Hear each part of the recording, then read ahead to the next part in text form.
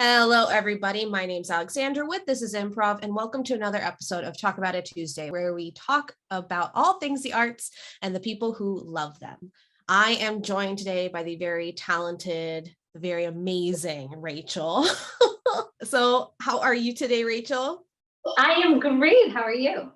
I'm good. Why don't you tell us a little bit about yourself? Well, my name is Rachel, and I am a musical theater performer down here. Plus, I've done a lot of regional and abroad, and I've also been teaching private voice in musical theater and classical voice for a really long time. More than I care to admit, but yes. You were one of my first voice students. Yeah. So when I was in high school, was I in high school? I think that's what it was. Yes. So when I was in high school, I took classes with Rachel. She was my first ever voice coach. And what an amazing voice coach she is. Really taught me breath control, which I had none of.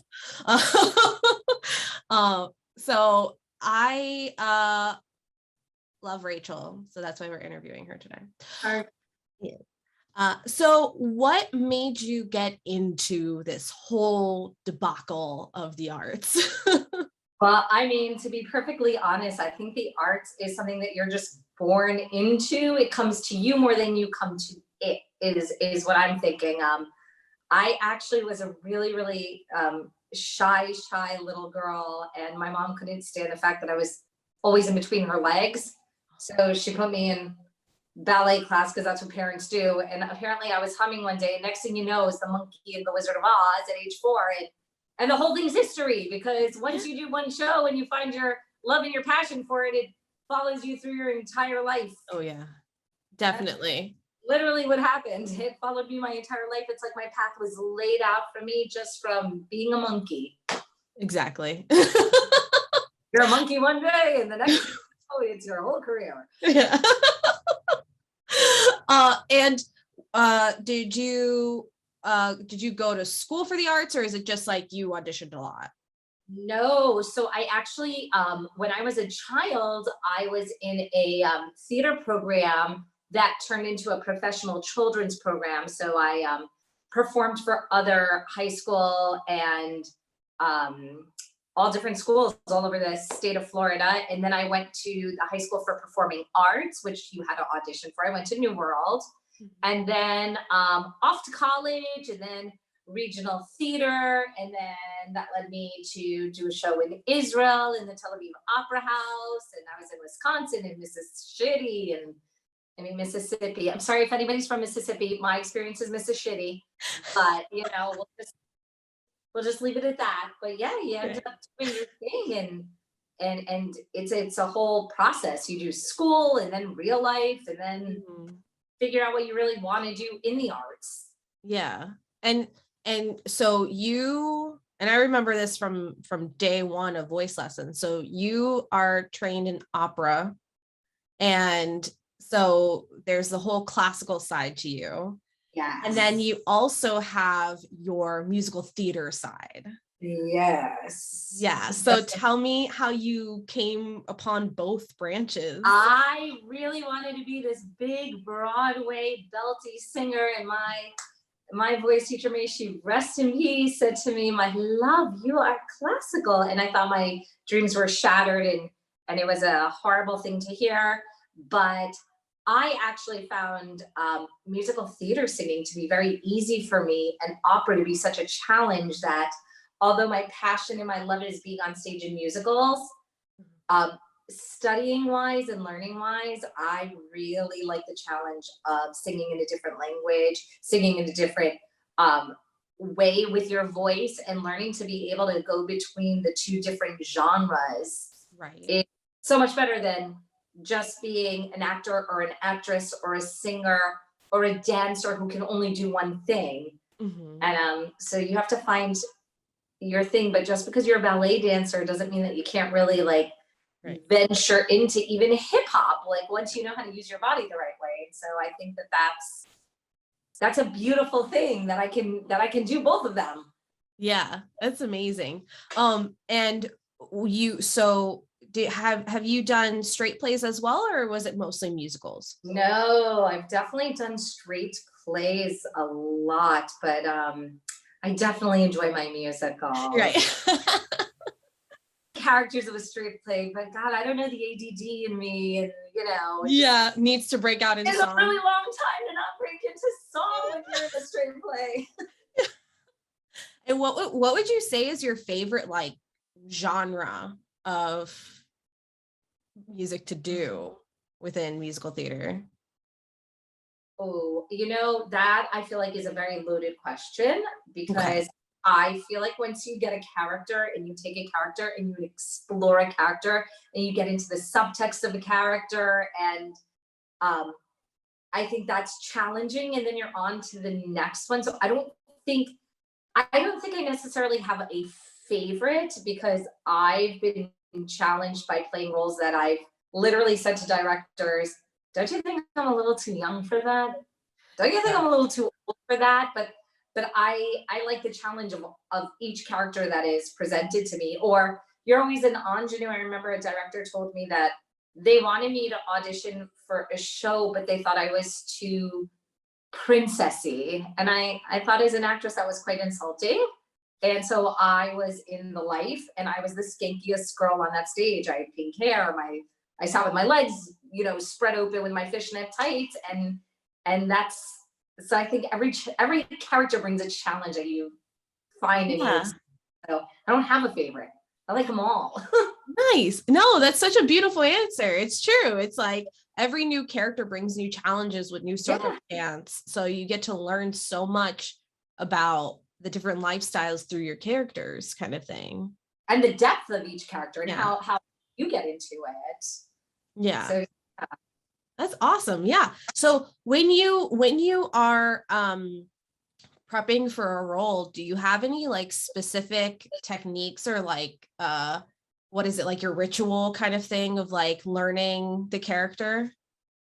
I really try to think about like what is the character's body language. I really get into a lot of the body language of a character, Yeah. because I'm a mom with two kids. So a couple of years ago I was playing Jennifer Rumson, and she's a 16-year-old. And so I really was thinking about like the physicality of like how I control my body every day, as opposed to how would a 16-year-old who doesn't care about anything, who's always around boys, act. And so I think for me, a lot of it is I get into the physicalization of a character first. And then I try to get into the brain, but I really try to think, how does this person hold herself? How does this person conduct themselves? And then I kind of go that way. That I think that would be how I think that's my first go-to in the path of exploring a character.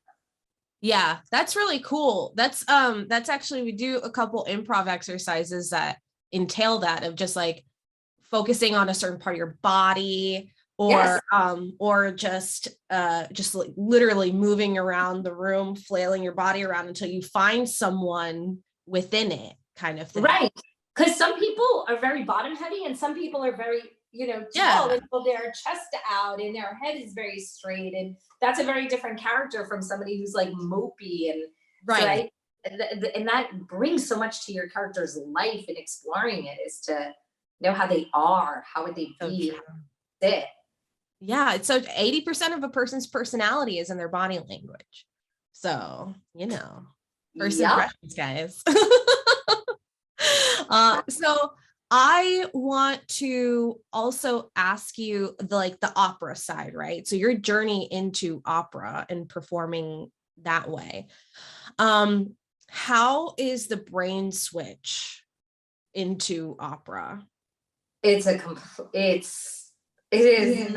totally it is night and day. Yeah. It's almost the same thing as asking like scripted versus improv. Your brain is totally different. When you're improving, you have to be almost more astute and more alert and looking for different lines, or different interjections, or different body language, or watching if somebody's going to go down and you need to save them. Whereas a scripted show, you're so regimented. You listen for your cues. You maybe have your pathways out. If somebody's going to flub a line, you know how to get yourself out of it. Right.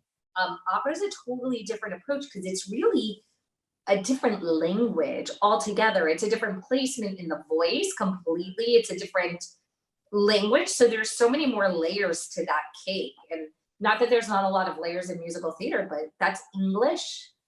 And Right. you speak English, you understand it. So it makes, it takes away one whole layer of, it takes away a whole layer of cake. Yeah. No, that makes total sense. Yeah, because you have to, how do I pronounce these words? What language am I in? Where's it placed in my voice? What the hell does it mean? Am I allowed to say? I'm allowed to say it. Yeah. What the hell does this mean? And not only is it what does it mean that I'm saying, what does it mean that the other person's saying? Yeah. And I'm not well versed in opera, but I always catch myself watching the performances on PBS, not gonna lie. Because for me, I think it was my set design brain was like, oh my God, this is gorgeous. And then I just stayed for the thing. So were you doing because I know the two forms that I know is just the actual song, like someone just goes and performs a song. Right, the aria. Okay. And then the full length opera. Which is, so the spoken part is the recitative. That's the which a lot of musicals are now written that way as well, like Lin-Manuel Miranda, and anything that you see that are Andrew Lloyd Webber, where there's really, if you've ever seen Phantom of the Opera or Sex of Love, or most of the stuff that he writes, there's no dialogue, if you notice. And Hamilton, there's no dialogue. There's no the music stops and now we're having a scene and then the music goes. So all of those are written in opera style, in operetta style. That's exactly what it is. It's spoken singing. Oh, that's so cool. It goes into your big song, you know what I mean? Like the Dear Theodosia in Hamilton or the Burn. There's your song, but right before it was your recitative, was your spoken singing. Oh, I'm learning so much. That's so cool.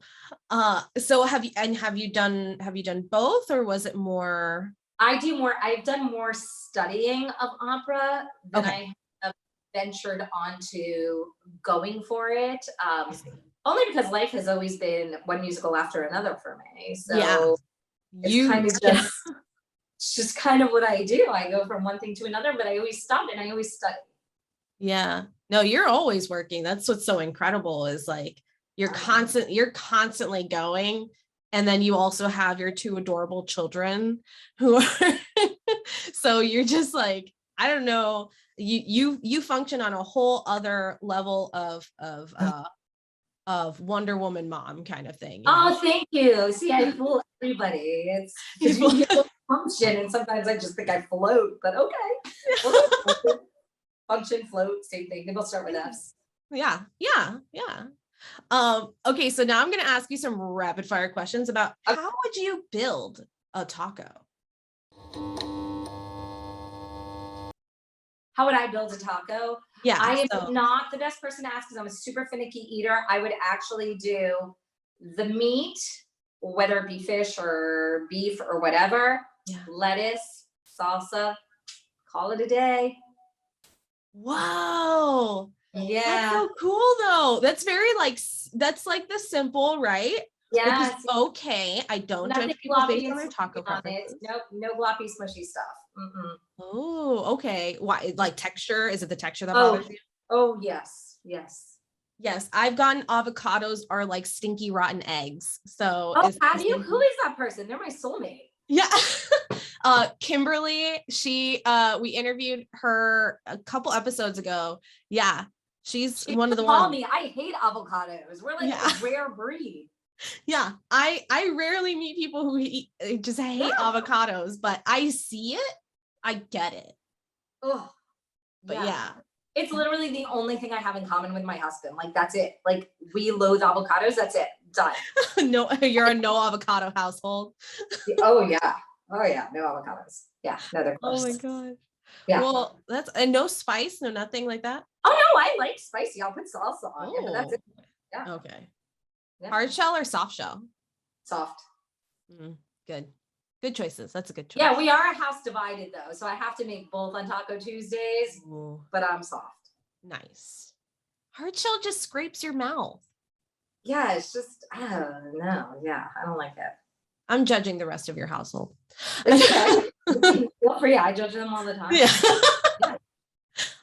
And I also want to ask you, if I didn't know you at all and I saw you walking down the street, what can't I tell just by looking at you?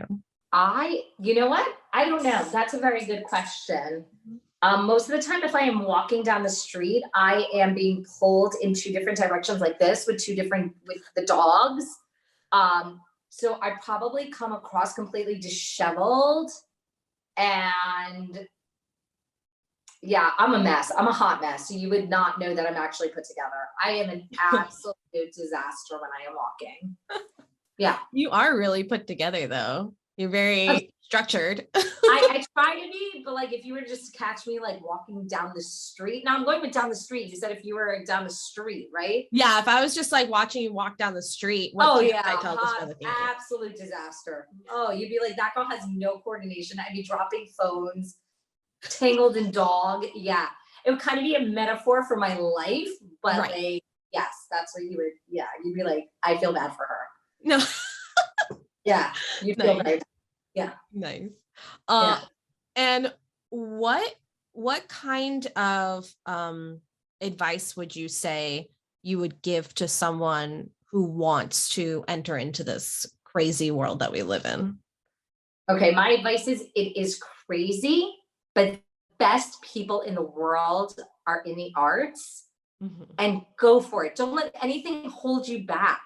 You have your 30 seconds to give somebody your best. Do it. Who cares? Own it. Own your decisions. And if it's the wrong decision and you have the worst audition of your life or it's a catastrophe, then your life is going okay. Like, just do it. Like, no holds barred. Like, let it all out. Like, make that choice, walk through that door and just own every bit of it. That's amazing advice. Yeah. 100%. You can't like second guess what you're doing in the moment. Nope. Because if you do, you just trip.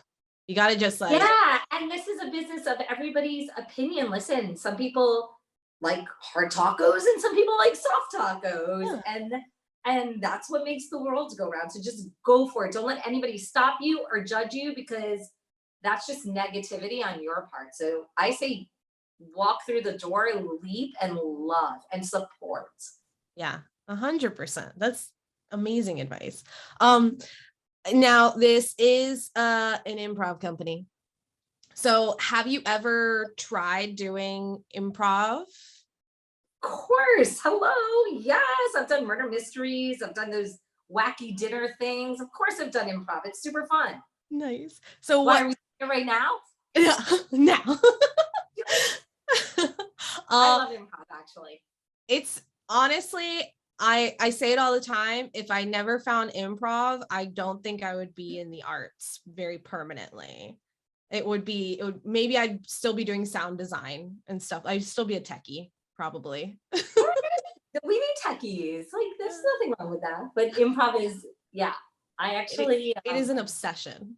I mean, I will tell you this is like a big secret of mine. But like, while people freak out when something goes wrong in a show, like, I think those are my favorite moments, because I love the idea of having to get myself out of something. Yeah. If something trips up, I like the idea of, okay, the ship is going down and we got to get ourselves off this boat. So yeah. I kind of like it. Like, that is improv. Yeah. It's an art of problem solving. Correct. So I think that 100% describes it well. And when you're, so because you studied improv, you've done improv, done a bunch of shows, in what ways have you seen your improv implemented in your everyday life? Oh, my whole life is an improv. Are you kidding me? Yeah. I mean, everything's an improv. Yeah. Something goes wrong, you gotta come up with something else. Every time I burn something, I'm like, all right, what are we gonna do now? That's improv. Yeah. I mean, I think life is improv. Yeah, it is. It's crazy. It's a very long herald. That's what it is. Yeah, nice. And what would you say is one of the, let's see, what would you say is like one of the wackiest roles that you've had to do? Like if you were brought into a character and you're like, oh, I don't know how this is gonna go, or I was brought into a character, and I think this is probably the wackiest situation. Well, I have two that come to mind, but one of them was that I was playing a character that was a lot older than me. uh-huh. And I prefaced it when the producer asked me, and I said, don't you think I'm a little too young for this role? And she goes, no, we're gonna put some gray hair on you and you carry yourself and you'll be fine. But what I realized was that the reason she had me in the role is because the person who played opposite me was like a lot of years older than me, always lost the memory of the lines. And so I had to literally keep my head buried in a script, but I had to navigate a way out of every single situation in the show. And even at one point, he was looking at me square in the eyes and holding my hands and looked at me in the face. And I knew this guy was not going to sing his song to me. And there I was. And I was singing an entire song that didn't belong to my character because that guy forgot the entire song. And I think that might be one of the wackiest. I mean, when I tell you I had an escape route of every scene, my character was not the driving force, and it had to become the driving force numerous times. So I think that incredible. That might have been my wackiest, like butterflies in the stomach constantly. Are we gonna get through this? How do we get out of this? It's gonna be on me. I got this. Oh my goodness. My stomach got butterflies hearing about it. Oh yeah, no, it was nerve-wracking. Don't get me wrong. It was oh my God. But I think that might be, that's my topper, I think. Wow, what a training regimen you had during the entire show. That was a tough one. That's crazy. Wow. Props to you. That's difficult. Made it through. Wow. Yeah. That's incredible. Well, I want to say thank you so much for sharing your stories and for joining me today. Absolutely. Thank you for having me. Yeah, this is incredible. Are there any projects coming up or ways that we can keep up with you, things like that? Oh, right now I am knee deep in kids getting into colleges right now, and Christmas caroling is the season, and so I've got a lot of gigging on the books right now, but that's where I'm at right now. Nice. Any social media kind of stuff? No, not really. I kind of stay away from that. Most of the time, I mean, unlike improv, most of the time you can't even film your own stuff. So, I don't. Besides, I'm technically challenged, as you probably know, because I can barely sign on to Zoom. Yeah. Look, understandable. I barely know how it works still. I just know how to click record and start meeting, like that's it. Numbers in, and then I'm like, okay, we got it. Well, thank you so much for joining me on another episode of Talk About It Tuesday. This is incredible. Thanks for having me. If you guys would like to take any improv classes of your own, you can go to www.thisisimprov.com and sign up and adult classes. We also do corporate team building and improv for life. And don't worry, if you don't live in Florida, we still have hybrid classes going on, so you can join us in the classroom from wherever you are.